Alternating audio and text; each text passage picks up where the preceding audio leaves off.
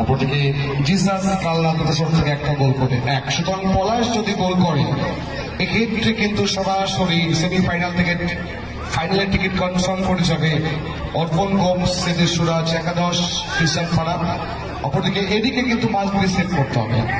Vital shot দুজনের কাছে, একদিকে সুরাজ একাদশ আর শটে পলাশ, আর এদিকে জন্য তৈরি পলাশ, জন্য তৈরি গোলরক্ষক পলাশ। গোল করে দিলে টিম কিন্তু ফাইনালে প্রবেশ করবে। আর এদিকে জিসাস কাল্লা, তাদের গোলকিপার এডি, তাকে কিন্তু সেভ করতেই হবে সমতায় ফেরাতে গেল, কারণ এডি প্রথম শটটাই কিন্তু মিস করে। শটে পলাশ আর এদিকে গোলকিপার এডি, কি হবে?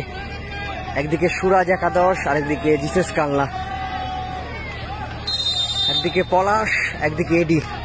উইনিং শট, গোল করে দিলেই টিম কিন্তু ফাইনালে প্রবেশ করবে। আর এদিকে এডি, তাকে কিন্তু মাস্ট বি সেভ করতেই হবে সমতায় ফেরাতে গেলে। শটে পলাশ, ওয়াও! শটে পলাশ, ওয়াও!